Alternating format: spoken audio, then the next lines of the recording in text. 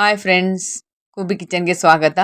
ಇವತ್ತು ಒಂದು ಒಳ್ಳೆ ಆರೋಗ್ಯಕರವಾದಂಥ ಹಸಿ ಶುಂಠಿಯಿಂದ ಮಾಡಿರ್ತಕ್ಕಂಥ ಗೊಜ್ಜು ಮಾಡಿದ್ದೀನಿ ನೋಡಿ. ಈ ರೀತಿಯಾಗಿರುತ್ತೆ, ತುಂಬ ಆರೋಗ್ಯಕರ. ಚಳಿಗಾಲದಲ್ಲಿ ತುಂಬ ಚೆನ್ನಾಗಿ, ತುಂಬ ಒಳ್ಳೆಯದು ಆರೋಗ್ಯಕ್ಕೆ.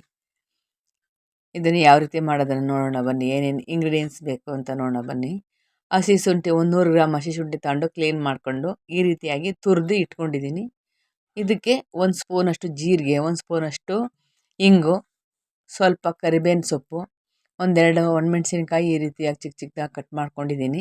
2 ಸ್ಪೂನು ಬ್ಯಾಡಗಿ ಮೆಣಸಿನ್ಕಾಯಿ ಪುಡಿ, 2 ಸ್ಪೂನು ಪೌಡ್ರು ಬೆಲ್ಲ, ನಿಮ್ಮಲ್ಲಿ ಯಾವುದಿರುತ್ತೆ ಅದನ್ನು ಯೂಸ್ ಮಾಡ್ಕೊಳ್ಳಿ.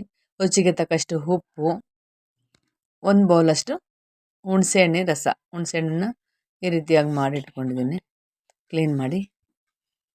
ಇದನ್ನು ಯಾವ ರೀತಿ ಮಾಡೋದನ್ನು ನೋಡೋಣ ಬನ್ನಿ. 1 ಬೌಲಷ್ಟು, ಇದಕ್ಕೆ ಎಣ್ಣೆ ಸ್ವಲ್ಪ ಜಾಸ್ತಿ ಬೇಕು. ಒಂದು ಕಡಾಯಿ ಇಟ್ಕೊಂಡು 1 ಬೌಲಷ್ಟು ಎಣ್ಣೆ ಹಾಕ್ಕೊಂಡಿದ್ದೀನಿ.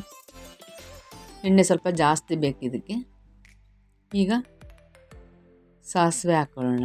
ಎಣ್ಣೆ ಕಾದ ನಂತರ ಸಾಸಿವೆ ಚಟಪಟ ಆದಮೇಲೆ ಜೀರಿಗೆ ಹಾಕ್ಕೊಂಡು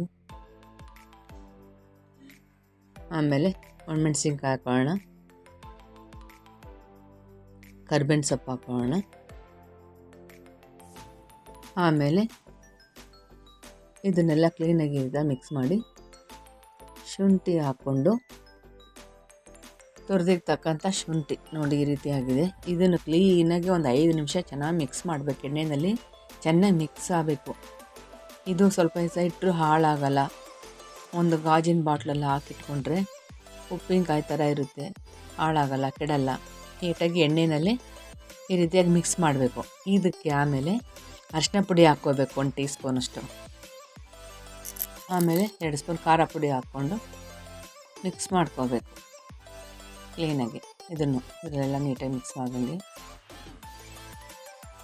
ಒಂದೊಂದೇ ಹಾಕ್ಕೊಂಡು ಮಿಕ್ಸ್ ಮಾಡ್ಕೋಬೇಕು. ಎಲ್ಲ ಒಟ್ಟಿಗೆ ಹಾಕ್ಕೋಬಾರ್ದು, ಟೇಸ್ಟು ಚೆನ್ನಾಗಿರಲ್ಲ. ಇವಾಗ ಇದಕ್ಕೆ ಹಿಂಗೆ ಹಾಕ್ಕೊಳ್ಳೋಣ. ಹಿಂಗೆ ಹಾಕ್ಕೊಂಡು ರುಚಿಗೆ ತಕ್ಕಷ್ಟು ಉಪ್ಪು ಹಾಕ್ಕೊಳ್ಳೋಣ. ಆಮೇಲೆ ಬೆಲ್ಲ, ನಿಮ್ಮಲ್ಲಿ ಯಾವುದಿರುತ್ತೆ ಅದನ್ನು ಹಾಕ್ಕೊಳ್ಳಿ. ಕ್ಲೀನ್ ಮಾಡಿ ಈ ರೀತಿಯಾಗಿ ಚೆನ್ನಾಗಿ ಮಿಕ್ಸ್ ಮಾಡಬೇಕು. ಎಷ್ಟು ನೀಟಾಗಿ ಚೆನ್ನಾಗಿ ಚಿಕ್ಕ ಊರಿ ಇಟ್ಕೊಂಡು ಮಿಕ್ಸ್ ಮಾಡ್ತೀವೋ ಚೆನ್ನಾಗಿರುತ್ತೆ, ಕೆಡಲ್ಲ, ಬೇಗ ಹಾಳಾಗಲ್ಲ. ಕಡೆಯದಾಗಿ ಹುಣಸೆಹಣ್ಣಿನ ಹುಳಿ ಏನಿದೆ ಇದನ್ನು ಹಾಕ್ಕೊಂಡು, ಇದಕ್ಕೆ ನೀರೇನು ಹಾಕೋಂಗೇ ಇಲ್ಲ, ನೀರು ಹಾಕಿದ್ರೆ ಹಾಳಾಗುತ್ತೆ. ಇವಾಗ ಮತ್ತೆ 5 ನಿಮಿಷ ಚೆನ್ನಾಗಿ ಈ ಹುಳಿದ ಹಸಿ ವಾಸನೆ ಏನಿದೆ ಎಲ್ಲ ಹೋಗಬೇಕು. ಕ್ಲೀನಾಗಿ ಎಣ್ಣೆ ಬಿಡೋವರೆಗೂ ಮಿಕ್ಸ್ ಮಾಡ್ತಾನೆ ಇರಬೇಕು.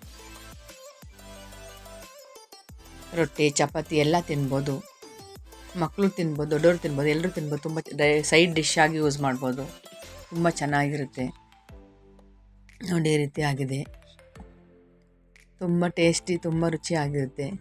ಒಮ್ಮೆ ಟ್ರೈ ಮಾಡಿ, ಕಮೆಂಟಲ್ಲಿ ತಿಳಿಸಿ.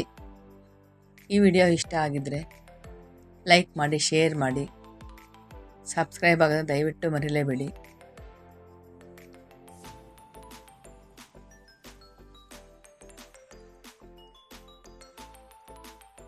ನೀವು ಸಬ್ಸ್ಕ್ರೈಬ್ ಮಾಡಿದ್ರೆ ನಾವು ಹೊಸ ವೀಡಿಯೋಗಳನ್ನ ಹಾಕ್ತೀವಿ, ನಿಮಗೆ ಬೇಗ ನೋಟಿಫಿಕೇಷನ್ ಬರುತ್ತೆ. ಈ ವಿಡಿಯೋ ಇಷ್ಟ ಲೈಕ್ ಮಾಡಿ, ಶೇರ್ ಮಾಡಿ, ಸಬ್ಸ್ಕ್ರೈಬ್ ಮಾಡಿ. ನಾನು ಅನ್ನದೊಟ್ಟಿಗೆ ಸರ್ವ್ ಮಾಡ್ಕೊಂಡಿದ್ದೀನಿ. ಮುಂದಿನ ವಿಡಿಯೋದಲ್ಲಿ ಸಿಗೋಣ. ಎಲ್ಲರಿಗೂ ಧನ್ಯವಾದಗಳು.